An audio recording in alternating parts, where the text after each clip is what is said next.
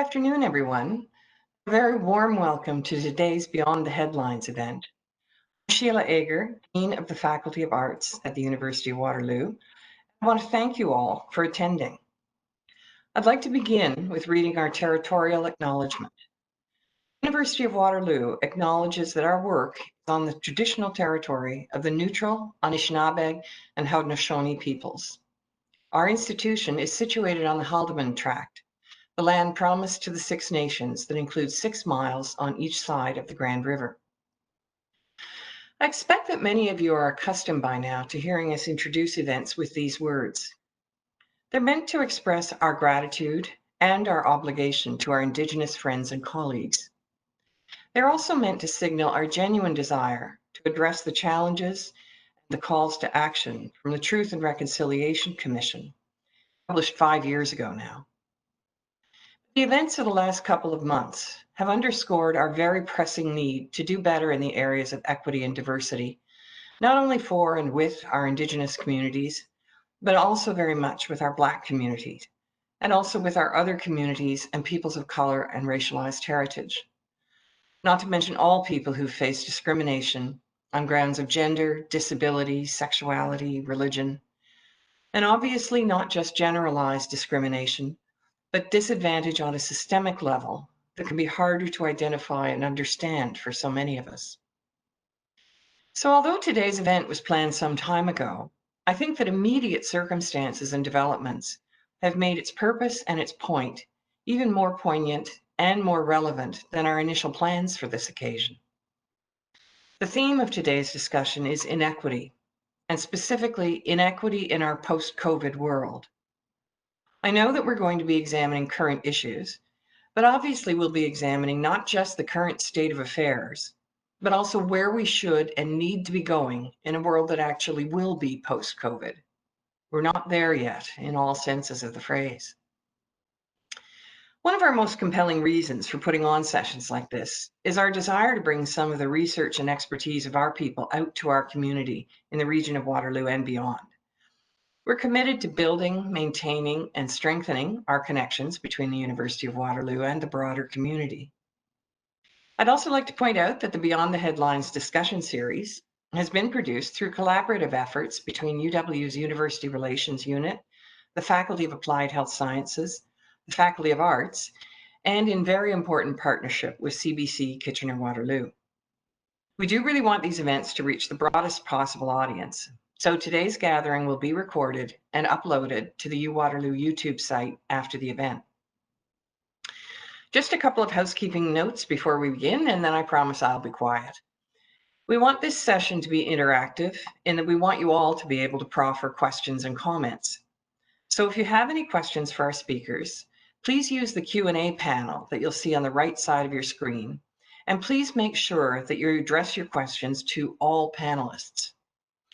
If you want to change the layout of the video chat, you can hover over the gray button in the top right-hand corner of the video screen and choose the layout that suits you best.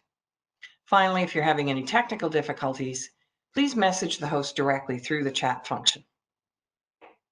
All right, it's time for me to bow out and let the event begin. So I'd like to do so by introducing someone who I suspect really needs no introduction. I want to welcome our partner from CBC Radio 1 Kitchener-Waterloo, Craig Norris, host of the morning edition. So let me please welcome Craig and hand it over to him to moderate today's event. Thank you very much, Dean Egger. I am excited, I'm honored, I'm by this partnership. It's been such an amazing thing. We did the first one live in front of a packed house in Waterloo Recreation Center. And then of course, because of COVID, we had to take the second two online. They have been less intimate, but maybe more intimate in a way. We are honored, CBCKW is honored to be part of this. And it's kind of sad that this is the last one in this series. I want to welcome everyone. I want to just give you a brief rundown, though, quickly of how this is going to work over the next hour. We are going to meet and hear from each one of our panelists. There will be a moderated discussion between the panelists and myself, and then we will open it up to questions from those of you who are viewing at home. Now, we got many questions last time, and we only have an hour, so my apologies in advance if we can't get to all of your questions, but we are going to do the best we can on this. I want to introduce who we are going to be hearing from today. We're going to hear from Katie Fulfer. She's an assistant professor in the Department of Philosophy and the Gender Social Justice program. Her research focuses on feminist ethics, and she has published in reproductive ethics, environmental and animal ethics, and feminist interpretations of Hannah Arendt. She challenges both herself and her students to harness philosophical tools and methods to identify, explain, and resist power inequalities in the world. We're also going to hear from Mikkel Skuterud. He is a professor in the Department of Economics. He's affiliated with the Canadian Labour Economics Forum and the Institute of Labour Economics. His research interests include the labor market, integration of immigrants, labor market policies that influence hours of work, and the economics of trade unions. His work has appeared in the American Economic Review, the Journal of Labor Economics, and the Canadian Journal of Economics. He's received national media coverage in the New York Times and the Globe and Mail. And finally, Christopher Taylor is a lecturer in the Department of History. Additionally, Christopher works in the Ontario Public Service, where his experience as the Diversity and Inclusion Coordinator in the Ministry of the Attorney General's Diversity, Inclusion, and Accessibility Office. He is a senior policy advisor at Ontario's Anti-Racism Directorate. He's manager of social justice and change cluster at the Ontario Correctional Services College. His areas of research interest lie in race and racism, Black Canadian history, Black identity, anti-racism, diversity, and inclusion. We are going to be discussing exposed issues of inequity and I guess equity, such as value of work, gender roles, universal basic income, racial profiling. Researchers will explore here whether our post-COVID society may actually be more responsive or more divisive. And we will start off by welcoming Christopher Taylor. Hi, good afternoon, everyone. Really appreciate everyone for joining.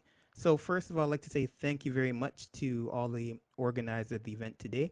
So just briefly, you heard about my bio, and I just want to briefly come in and something that Dean Ager definitely said here about the land acknowledgement. I'd like to have a black body acknowledgement. I am a cisgender, heterosexual, able-bodied black male. And one thing that we must understand, particularly in this space that we are in today, is that there is considerable trauma, considerable pain, considerable violence that is being thrown onto bodies like mine. And that is something that I live with. That is something that people who have the same skin tone as me live with. And that's something that sits with me. And so that's a space that it's very important for us to tie into the COVID-19 pandemic, but also understanding that this is who I am. This is not just my occupation. This is my vocation. This is my 9 to 5, my 5 to 11, and my 24/7. Thank you. Thank you very much, Christopher. Now we will get a brief synopsis of what we're going to be talking about with Mikkel Skuterud. Yeah, hi, Craig. I'm a labor economist. A really important part of the research I do is to look at the labor force survey, which is where Canada gets its unemployment rate from. And so when we were sent home from work in March, one of the first things I wanted to do was to get my hands on that data to see what impact it had in the labor market. And so the first Friday morning in April, when the data was being released, I got it and I started sending out tweets on Twitter. I've never really been that involved in Twitter, but it turned out there was a lot of interest in this. The numbers that we saw were jaw-dropping. So there's been a tremendous drop in the hours that Canadians work. In the first 2 months, they dropped by about 28%. But it's been very unequal. The workers that have been impacted by this have been, by and large, workers at the lower end of the labor market, workers with low wages, minimum wage workers, and hourly paid workers. And so what we've been doing going forwards is just looking at that data to see to what extent has there been a recovery. That 28% drop in hours, we've got back about 40% of them now. But what troubles me going forward, and what I think we should be talking a lot more about, is that the workers who were hit hardest by this are actually seeing the smallest recoveries. And we're seeing a very large shift from temporary layoffs, workers who thought they were just temporarily furloughed, to permanent displacement. And I think we have to think about what to do about those workers. Thank you, Mikkel. We will definitely be discussing that inside the next little while. Now we want to welcome Katie Fulfer. Morning, Katie. Or good afternoon, I guess. I'm sorry. Yes, thank you. As a feminist philosopher, my research during COVID has looked at some big picture questions around how we think about community and solidarity, both during and after the pandemic. And I think for many of us, the pandemic has highlighted a sense of vulnerability and our interdependence on everyone else and the importance of care. And we're not only seeing the importance of care for our children and our elders, but also thinking about how the people who prepare our food and who stock our grocery store shelves are also part of this care paradigm. And while I think it's good that we're reevaluating care and we're thinking about this sense of vulnerability, I also worry that there's a distraction from ways in which some vulnerabilities are made or produced because of the kind of social arrangement that we have in our society. And just to continue on the care theme, right, globally, women do most unpaid and paid care work. In Canada, if we're thinking about long-term care homes, 90% of paid staff are women. The studies I was looking at don't have racial demographics, which I think would be important in this conversation. But 66% of those workers speak English as a second language. This is precarious work. There's not a lot of control over working conditions. It's not highly valued socially, and it's not well paid. And so while we think about the importance of care and think about vulnerability, we need to shift from that kind of recognition to responding and addressing ways in which certain groups of people, like care workers, are made vulnerable because of the way that we've set our systems up. And also, I wanted to say, and this might connect with things that come up in our conversation later, there's a reinvigoration of the idea that public health ethics needs to embrace a larger sense of solidarity. And I think it's really interesting how across municipalities in the United States, you're starting to see cities say, okay, racism is a public health crisis. And so seeing that interconnection between public health and social justice and the need to address these structural inequities, I think is very important. I want to pick right up on that, Katie, and everyone else can join in on this too, so we can get our other panelists back up. Do you see that happening? I mean, you're saying that we're seeing that happen across the states, but are we seeing that sort of thought process when it comes to healthcare workers happening here? In terms of addressing racism? Yes, yes. So there are some prominent Canadian bioethicists who have been saying things like this for a long time. I haven't seen anything directly that makes me think we're taking this very seriously, at least in this area, aside from the need that we've talked about, or that you've seen that we don't collect a lot of data around racialization. They weren't collecting data around race for a long time related to COVID-19. And those sorts of problems, I think, are the ones that we're starting to see being addressed right now, the need for more data. Christopher, I see you nodding. And you're 100% right, is that and that's been the conversation from day one, that we must collect more race-based data. By the same token, there have been studies, smaller scale studies, to know that folks on the quote unquote front line happen to be people of color. And these are folks who are getting infected and dying. I mean, in March and April, we're seeing about, personal support workers. And I think about 3 or 4 of the 6 at that time happened to be Black. And that's not a coincidence. So we are understanding that there is this frontline connection between race, particularly Blackness, and exposure to COVID-19. And we all know about it. How come we're not doing anything about it? Mikkel, is it reflected? Are the numbers, the sort of racial numbers, reflected in any economics data, though? I mean, when it comes to hours of work and Yes, jobs? maybe what Katie was referring to is the Force survey has never identified race in its history going back to 1945. In response to this pandemic, I am sure it's in response to this pandemic and all the concerns about race and inequity. Next month, July's labor force survey has introduced a race identifier for the first time ever. A bigger issue in my mind, or at least equally important, is an ongoing issue that we don't collect any data in Indigenous communities, on reservations in Canada. Statistics Canada does not collect any data there. So they're just not part of that. Those communities are just not part of the labor force survey. And that's something that's come up before, but we never seem to make progress on. The last thing maybe I will say is that to some extent, we can use our imagination too, our creativity to get data. So I've been tweeting out some results where what I did was I said, okay, we don't know what the races are of individuals in the labor force survey, but we know what occupations they work in. And if we go to the census, we know what occupations different race groups are working. And so I put that sort of together just based on occupations. What you see there is the groups that have been impacted most, which is consistent with what Christopher just said, are Black women in Canada. And the group that's been impacted least are Chinese men. So what we want to come out of this with, we have this grand plan when it comes to COVID-19. When this is all over, we're going to be more empathetic. We're going to be more understanding of the person that works at the grocery store and the PSW that works where my grandma is. Christopher, how do we do that? I mean, how do we understand those positions? I mean, I think that's a part of this. I don't know if that we can empathize, maybe, but at least how do we understand, what you said to begin with? We need to listen. And that's the issue. There's been folks who have been saying the same thing, particularly with personal support workers, nurses, long-term care. There's been study after study for decades about the issues in long-term care and the fact that these are folks who, quote unquote, work on the margins and no one is listening. So step one is to say, okay, what is the problem? Are we listening to them? And we can even flip it to say, what's happening with migrant workers in the Windsor region?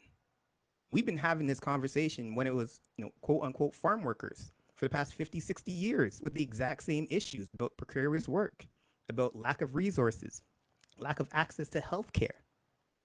We've been having these conversations for decades and no one is listening. So step one is to listen, understand, and then action and move forward. None of this, well, you know what? We're really going to do another report. No. The reports have been done. Let's action, make change. Mikkel, do you agree with that? Enough talk. Let's get to the action. My life is focused on research, and also my main area of research is immigration and immigration policy in Canada. I read a lot of papers on ethnic differences in the labor market, race differences in the labor market. I don't need more evidence. It's pretty clear. It's the action. It's taking that evidence and maybe as researchers doing a better job of communicating the evidence to people who can make a difference. But absolutely, I mean, there are actionable items, and I think that's what we need to start thinking about. So Katie, I will also say that often, we look at the outcomes like differences in the labor market, and we think the solutions are in the labor market. And I think in a lot of these equity issues, when I think about Indigenous communities, Black communities in Canada, the problems are much, much deeper. And the most compelling research and optimistic research I see has a lot to do with what happens in people's lives when they're young, in children's lives. And not just Black and Indigenous children, but how we mix communities together when people are young, how we expose people to different people from different backgrounds when they're young. I think that's where I see the most optimism. Katie, you concur? I assume you do. Yeah, I concur. But I think too, like being cognizant that these problems, like as Christopher said, Mikhail said, these problems are not new.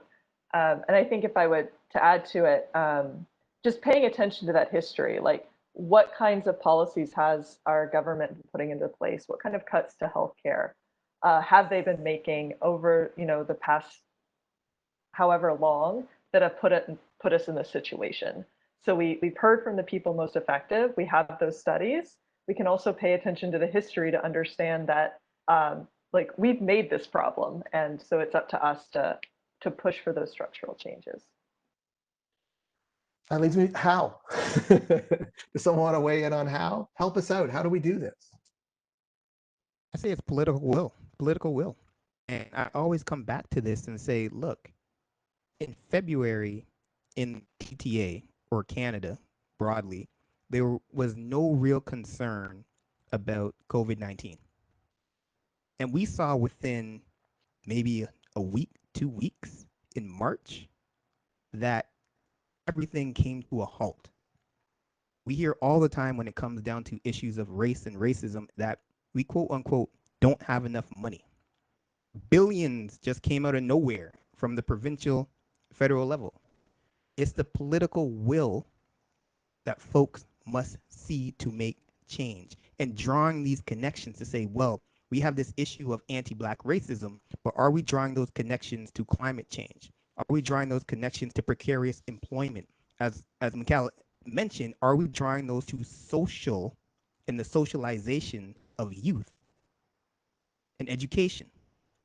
Are we seeing these connections? And once we begin to see these connections, we can make change. But people just want to keep these as disparate things that happen in one corner over here or one corner over there. But making these connections for political will to actually make foundational, fundamental change.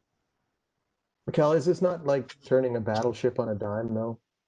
I mean, in the grand scheme of things. It is. I mean, these are not changes that are going to happen overnight, Craig. You and I know that. We all know that. But that doesn't mean you don't push in that direction. And I think right now a lot of people are looking at all the talk that's going on about Black Lives Matter, and some people are getting frustrated. And the fact is that pandemics are difficult. Times like this are difficult, but I mean, it's times like this that lead to change because it gets us out of our complacency, right? It forces us to really think about what we're doing. I mean, we're going to see this in the business world. A lot of companies are going to be forced to change how they're doing things, and I think our social institutions also need to start thinking. I mean, this is the time to do it. To start thinking about how they're doing things. I mean, some of the solutions are actually very practical. So, I mean, sometimes people listening in might think, well, what exactly are they talking about when they talk about inequity? So, I mean, one of the most compelling areas of research are what are called audit studies, where they send out resumes that are carbon copies of each other. This has been done in Toronto and Vancouver and Montreal.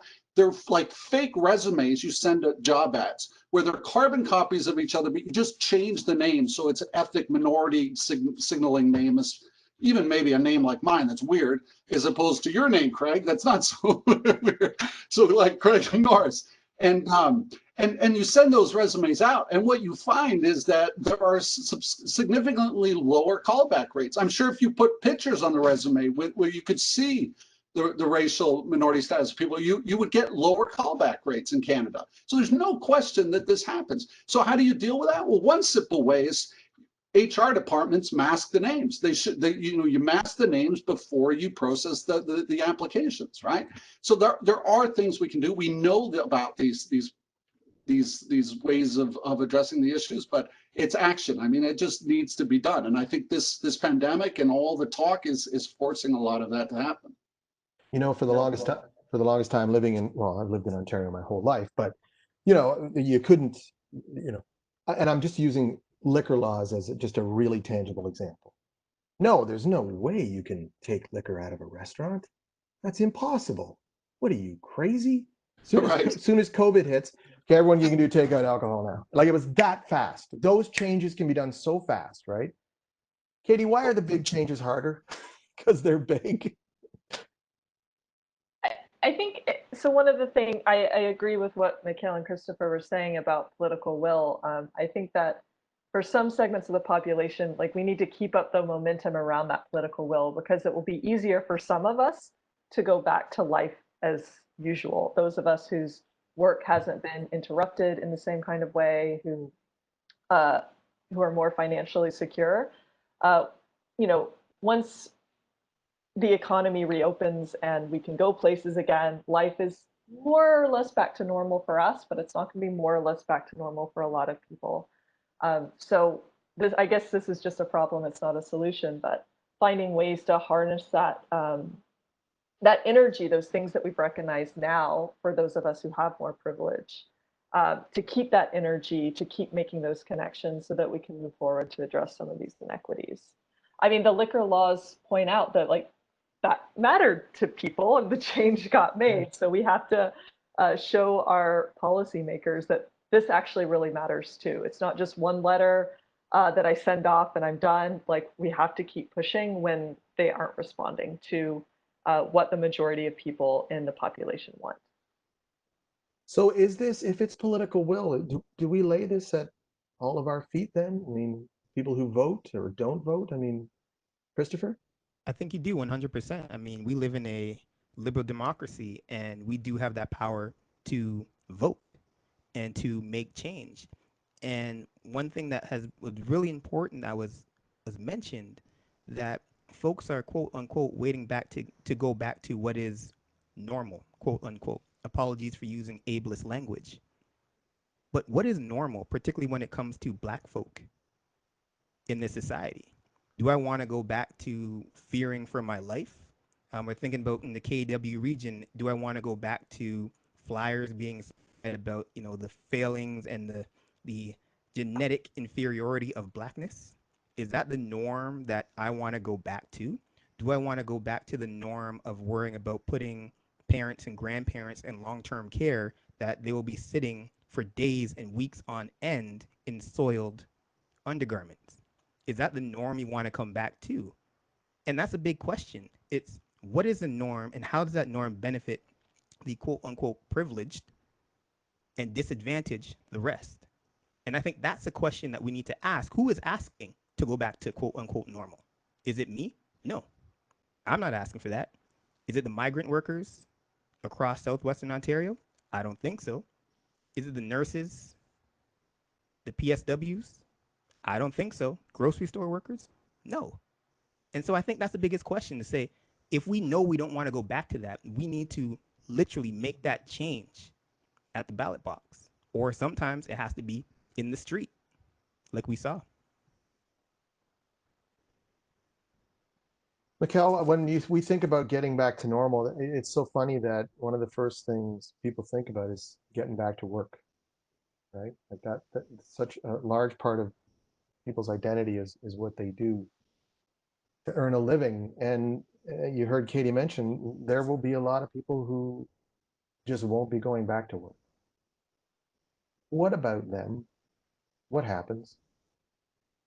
Yeah, so that's as I said at the beginning, that's where I'm most concerned. So in the data we got on Friday, so that's from June, if we take all the workers who were jobless in the middle of June and had lost their job since February, so presumably these are folks who lost their jobs as a result of COVID shutdowns. Now 20% of them are saying that they're permanently displaced from their jobs and they're looking for a new job. And so that's the worry, is that, you know, these are not people working in industries that they're going to go back to those same jobs.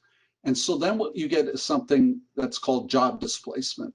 And you have to have some job reallocation, because people aren't going to go back to the same types of jobs. Very often they're going to have to transition to a different occupation, to a different type of job. And sometimes very often that's going to involve some new training, some new skills. And so then you need support. You need government support to fund that type of training that greases the wheels of the job reallocation process. The upside of it is, I mean, this can definitely improve productivity as you take workers from less productive areas to more productive areas where the jobs are available. But there's pain in the interim period. This is going to be a difficult transition for a lot of people, but it's going to have to happen. How do we deal with that pain?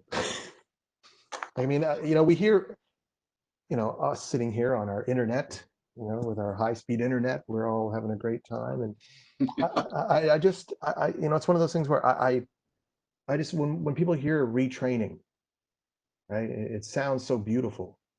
But as you said, there's a huge curve to be turned here. I don't know how we navigate that. Any ideas, anyone? Okay. So I'll just say, I mean, for the sad part of this, Craig, is that if you look at previous recessions in 2008, the financial crisis, even more so in the 80s and 90s recessions, the fact is that a chunk of that 20% that are permanently displaced now won't make that transition to an occupation. So what you see are like permanent scarring effects of recessions. They will be permanently left behind. That will happen more for older workers because the incentive to get retrained is very different when you're 20 years old and you got a whole lifetime ahead of you than when you're in your 50s and 60s. And so there are scarring effects for sure. And so what do we have to do? I mean, there have to be government supports. The SERB benefit is not going to be with us in the fall. I'm pretty confident in saying that. So we're going to have to rethink EI. We're going to have other income support programs for workers. And to just piggyback on that quickly, my big concern is that 20% going to be disproportionately people of color. We'll see that next month, but yep, I'd be very surprised if that's not true, Christopher. Yeah, and that's my concern because as you said, Mikhail, that 20% is not going to go forward. So again, this is a way of seeing how we need to tie economics and race to say these 20%, and if this disproportionately black, we're going to see how people of my generation that look like me are going to be further behind. And what supports are we doing in that situation? And that's what I worry about, fundamentally worry about. I was also listening to an interview with Dr. Sylvia Fuller, who's a researcher at UBC, and she's looking at how COVID is creating a larger employment gap between mothers and fathers. And I want to make sure I get the numbers right. So for more than for women who have a high school education or less and school-age kids, there's the employment gap between men and women has grown at least by 10%. And if women are not going to return to work because of having to care for children, moving forward, if they're out of the labor market later, we aren't quite sure what's happening in schools, then we might see gendered effects in the wage gap that will persist for a while as well. And then are there, Mikhail, you and I spoke about this morning on the show, but I want to bring it up again. There are breakdowns by gender also, right, in all these jobs numbers, correct? Yes.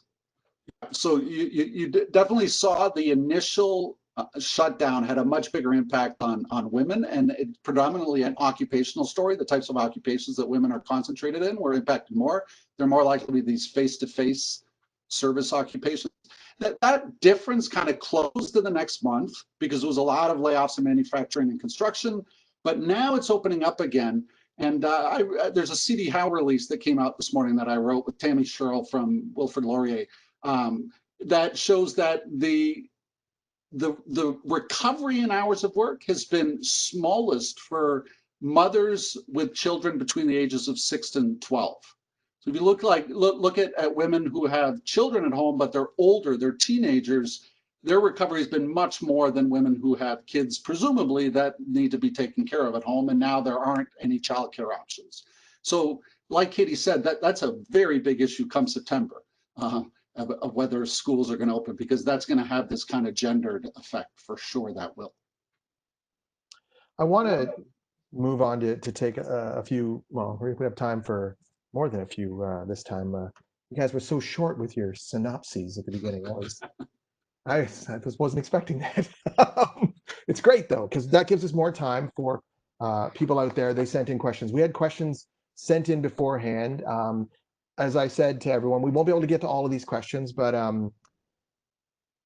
there is. I want to start off with because someone mentioned the climate crisis. And I wonder if we can talk a bit about that. I mean, because this is also one of the backdrops of all of this, right? I mean, what are the links between inequality, post-COVID, and responses to the climate crisis? Does anyone have any thoughts on that? Oh, I could jump in because I think I'm the one who mentioned the climate crisis. Yes. And when I mention that in terms of inequality or inequities, I should say, particularly when it comes to race, we must, and there's lots of work out there about tying how the climate crisis globally is affecting folks of the quote unquote global south or racialized individuals more than anyone else. I'll give you a prime example. So my family's from Barbados, and there is with the rising sea levels that we may not care to understand or know about in Ontario. Those are going to essentially wipe out islands. All these islands that people love to go on vacation on, going to completely wipe it out. It impacts those economies. So when we're starting to tie these links together between inequality and climate change, we need to start thinking, okay, who is being most impacted by climate change? What work? And we can come back to, say, for example, with migrant workers. If we're seeing the shifts in the growing seasons here in Ontario, who's going to lose out? We're still going to be able to buy our produce from somewhere in the world, but who's going to lose those jobs? Not me, but people that look like me. Well, we've touched on a lot of people that will be sort of facing inequities, and there's a great question about how will inequities experienced by persons with disabilities be impacted in the quote unquote, and this phrase bothers me, the new normal. We got to come up with something new. What should be done at a systems, organizational, personal level to minimize the inequities that persons with disabilities will be facing? Who would like to take that one? Katie, do you have any thoughts on that? I think that people in the disability advocacy community probably have a lot of really good suggestions. I know things that have stood out to me is just how and this is just my impression, it seems like the government just kind of forgot about a lot of services that needed to be provided to people.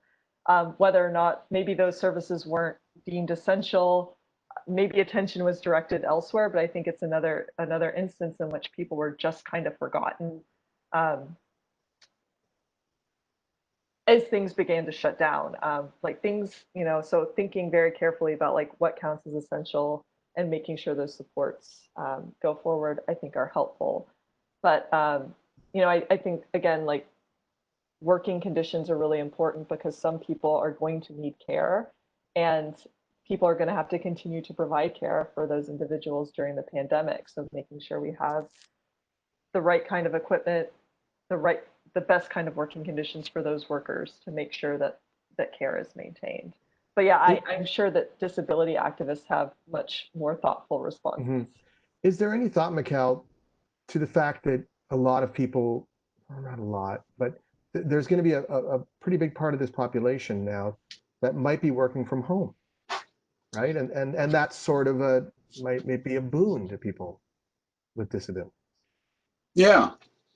So that Statistics Canada has been doing some excellent additional questioning in the labor force survey, adding on some new questions. And one of the things they've been asking a lot more about is the potential for people to work at home, something we didn't really know that much about before. The number that they're getting is that 40% of Canadians have the potential to work at home. And that certainly is a number that's increasing over time. And so I think you're absolutely right, Craig, that certainly makes it more possible for disabled workers to be active in the labor market. But the other thing, maybe the flip side, is that there's a kind of another dimension of disability now, and that is that people that are immunocompromised, and so that's another kind of disability that now has crept in and has made things more complicated. And I think that's going to be, where that relates to all this discussion is that when we go from the CERB, which was a universal access kind of program, to an EI program, which we know over time has become more and more restrictive and limited and leaves people out, how are we going to treat this situation of people who are afraid to go back to work? And do they qualify or not for income support? And for an economist, that's a really tough question because we know there's a trade-off there. If you make access to income support programs too easy, then everybody jumps on them. To some extent, for sure, I may make myself unpopular by saying this, but we had 8 million people go on to CERB. There is no way we had 8 million Canadians that were officially eligible. It may have been close to that, but so with EI, if you make it too easy to access, we know it's going to affect labor supply. And so the question is, how do you target it to the people who need it? And those immunocompromised or disabled people, that's going to be a really difficult group to kind of screen in the future. I just want to give credit to Pat D, who put in the messages, instead of the new normal, the post-COVID improved normal. And not as catchy. We'd like something a little more alliterative, please. What are the predictors or the influences that give you hope or take your hope away, that society will be responsive or divisive? Do we have any predictors? Is there anything that we can look at to think how this is going to go, Christopher? I think at least for maybe a week in June, maybe a week, maybe 5 days, beginning of June, I thought, wow, you know what? Maybe we're going to see some change when it comes to anti-Black racism. We saw a lot of responses publicly, privately, institutions, our institution, here at University of Waterloo, that we're committed to making change. And it's interesting because I did an interview and I said, well, come Canada Day, all of that momentum is going to wane. Lo and behold, Canada Day rolled around and we're barely talking about BLM, Black Lives Matter. It went by the wayside, just like flattening the curve. It's like flattening the curve in Florida or Arizona right now. Doesn't mean anything. So I had that hope, but again, as a trained historian, we've been in this moment before. There was Ferguson about 4 or 5 years ago. For folks here would understand the Yonge Street riots, Rodney King in the early 90s. Civil rights movement prior to that. We've been in this space before, and there's never been a groundswell for fundamental structural change. Yes, I'll admit that we've had these cutting of the crust of the bread, changing things on the margin. So again, that folks like myself, a cisgender, heterosexual, able-bodied Black male, can get to a point that I'm at. But collectively, we're still seeing that Black and Indigenous folks are at or near the bottom when it comes to disproportionalities in child welfare, justice, and education. And we had that momentum, again, for about 4 or 5, maybe a week. But where are we at now? So we keep hearing that this has never happened before. We've never had something like this happen to us before. That can't shake us? Like, Yeah, I think I'm probably a little more. I think your sense of optimism has a lot to do with the context that you live in. And so during this pandemic, I'll just tell you personally that I've been living with my dad in Mississauga in the house that I grew up in, and it's in the west end of Mississauga. It's a very different community than the one I live in. It's a much more diverse, ethnically, racially diverse community than I live in. And the other thing that's really changed in my life is that because I'm immunocompromised myself, I literally haven't been to a store since I got sent home from school in mid-March. So I've really been locked in here with my dad. And so we go for walks all the time. And the other thing I do to communicate and try to stay somewhat social with people is I've been on Twitter a lot, much more than ever. And I think so those two things together, being on Twitter and being, out in the community here, it's much more diverse community. I don't know, I feel some optimism. I grew up in Mississauga. I had a friend of mine in high school, Wade Lawson, who was shot by a regional police officer in the back of his head. I went through that. I know what Christopher's talking about. I mean, the incidents, we've had this kind of thing before. But I think we have to be optimistic. We can't be pessimistic. I think we have to think that these things, it's a gradual kind of change, but and it's these difficult times that force us to change things, change how we do things. But I think we got it. At least I feel some of that optimism. But I mean, I'm not living in Christopher's shoes, so yeah. Plus, you've been, you haven't gone out for 3 months. So. That's true too. And just quickly to piggyback on that, Mikhail, I think you raised a really good point. It's how the existence or the positionality or the EYEI versus the I capital I of spaces that we navigate. Mm-hmm. So again, and I always got to contextualize that the space that I live in, I don't want to say benefiting, but I am in this protective bubble of being able to work from home. And I'm not impacted the way, say, for example, folks who are in Northwest Toronto or in Malton, in Mississauga, or in Brampton, who are continually being faced with these issues. And one of the things where, I have to live with hope, right? I can't live in this nihilism space of I can't survive and there's no way. I can't. That's just not me as a human being. However, when I was looking at tying in this idea of hope with what's happening with COVID-19 and the pandemic, I came back and I sat and I thought about what's happening in long-term care.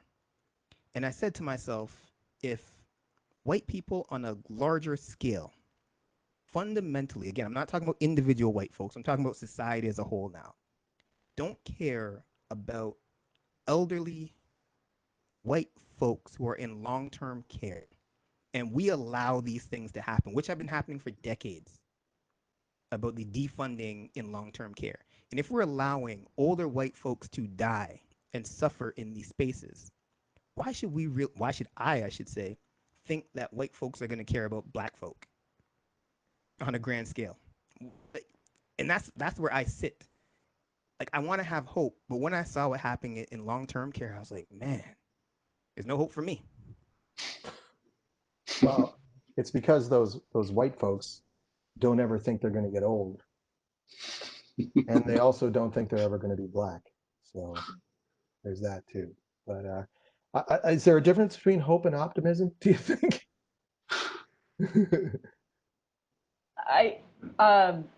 I think my hope is that we just continue pushing and that more people continue to push and to continue to act, and that like these small improvements, like what Mikhail was talking about, how the labor survey is changing, getting that new information. I mean, that's a small victory, I think. That phrases like defund the police are more commonly understood, I think, is a small victory. So I feel pulled in both directions.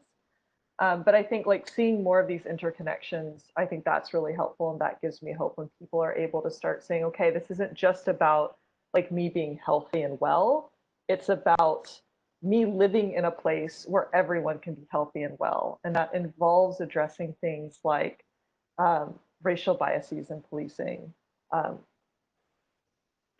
inequities in the labor force, and so forth, and starting to see those connections. I'm hopeful about that. Well, yeah, I spoke with Police Chief Brian Larkin from Waterloo Region Police, and I was, quite frankly, surprised to find out that they had they're starting now, there was no census of who on the force identifies as racially diverse. They had no idea. And now they're starting it. So, I mean, now they've started it. That's also true at our university, Craig, that the University of Waterloo and pretty much every post-secondary institution in Canada does not collect data on ethnicity of students or faculty. So we don't know how diversity is changing in any kind of census way with proper data. So yeah, it is possible to do something there has been an initiative by the big universities in Canada, at least, to say we are going to change that and we're going to start collecting some data. I think, collecting data is a hugely important part of this. I know that, sometimes you listen to discussions like this, and maybe people that like me that are in the majority group, and you think, because you don't experience this every day, you kind of think, well, what the hell are these people talking about? Like, it's completely vacuous to me. I have no idea. They're talking about fixing a problem. I don't even understand what the hell the problem is. And I think the first part of understanding what the problem is to have the data. I mean, I'm a huge believer in that if we don't have the data, then you're talking too often, you get caught talking in a vacuum. And so the university is collecting data, labor force survey collecting data. These are all big steps. And I think that's where it's not just hope, I genuinely feel some optimism. The only concern I have with that, The only concern I have, because Mikhail, I agree 100%. We hear it all the time. No data, no problem. We hear that all the time. If you don't collect it, you don't know what's going on. You don't need to fix it. But I always sit with my back up a little bit when the ask is just for data. And then what are we going to do with it? And I always come back to the US and the UK have been collecting race-based data, disaggregated race-based data for who knows how long. And do we really want to end up like the US or the UK when it comes to race relations? I don't. I don't. I mean, yes, Canada is not much better, to be perfectly honest with folks. But at the same time, do we have that political will once we collect that data? Because, Mikhail, you're 100% right. We need to know what's going on. But do we have that political will to actually do something with it to make fundamental and foundational and structural change? So Waterloo Regional Police, they can say, well, we're going to do a collection of a survey of how many black folk we have in our service, in our force. Great.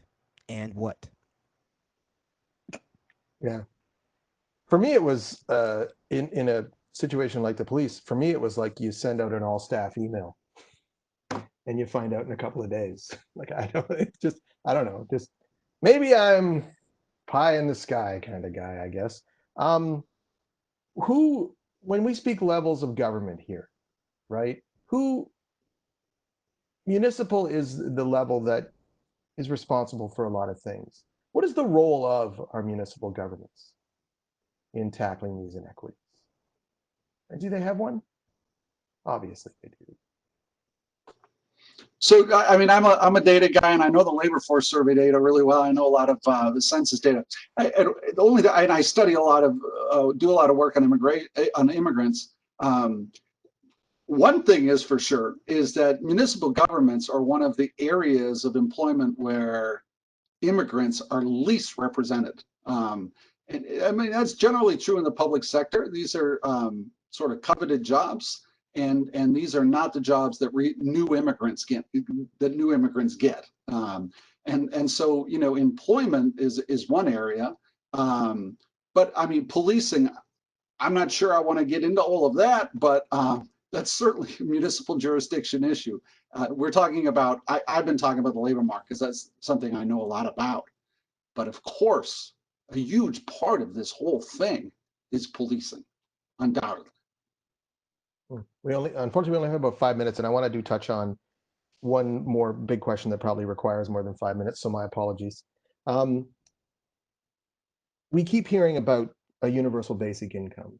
We're always told that it's going to cost too much. How do we get people on board to understand? This is a great question from a viewer, actually. How do we convince citizens and decision makers, including policy and political staff and elected officials, that reinvestments to solve upstream issues will actually be an economic benefit, be more effective and efficient use of taxpayers' money? Obviously, for deep changes, we need people to be on side. How do we get them there, Katie? I mean, I'm curious about whether, to go back to what Mikhail was saying, the numbers would do it.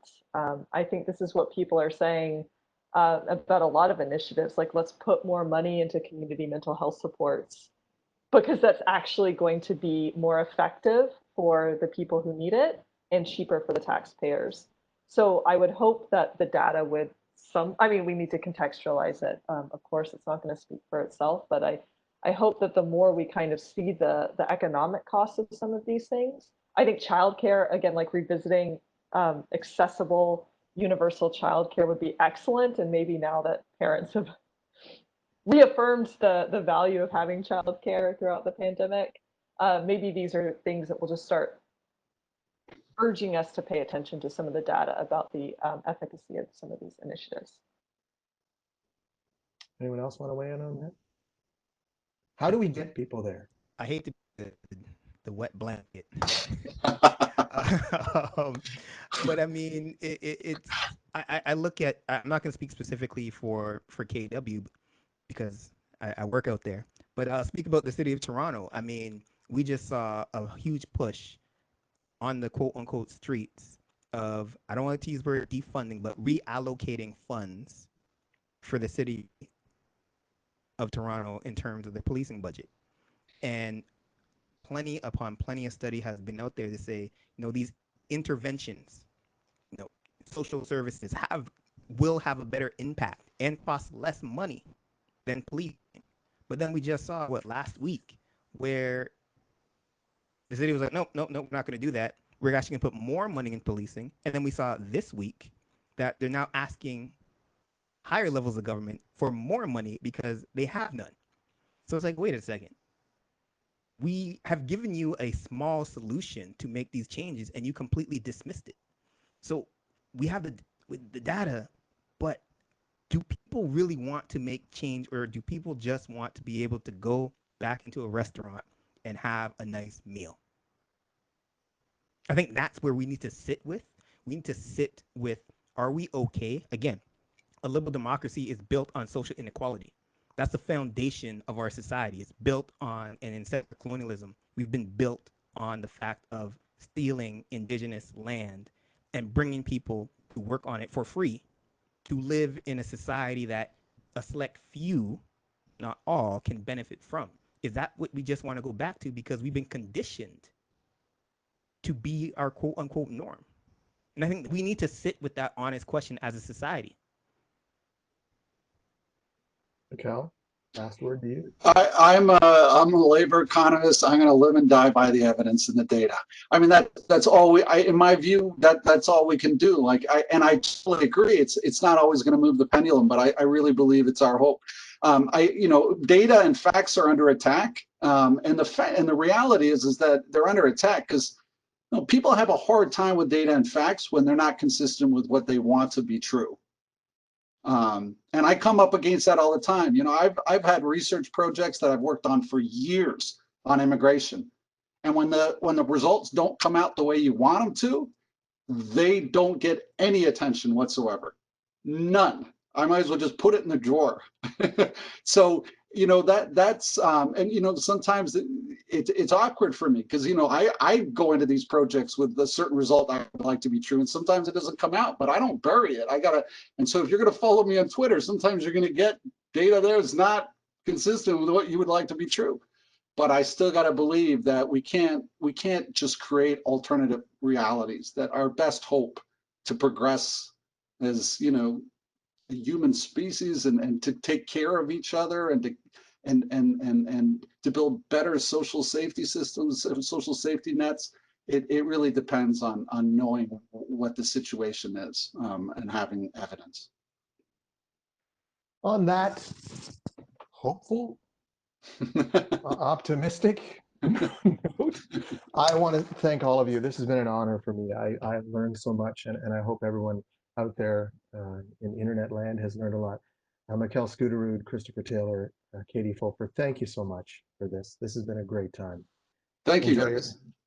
Enjoy yourself. I want to also acknowledge and say thank you to the University of Waterloo for a great partnership with CBC Kitchener-Waterloo. This has been amazing to delve into these conversations, not only from all different directions in the three panels that I've hosted, but also from three different ways inside those three different panels, from three different points of view. It has been incredible. I hope that if anyone at the University of Waterloo is listening, we'd love to do this again. I loved it. It was amazing. Like I say, I'm totally honored to do this. Just a note that if you want more resources, our panelists have put together links, and it will come up. There they are. So you can see them there on your, you can hit those and learn more. I want to thank everyone who tuned in today on such a beautiful day and spent some time with us. And we will see you again out there. I'm Craig Norris. Take care.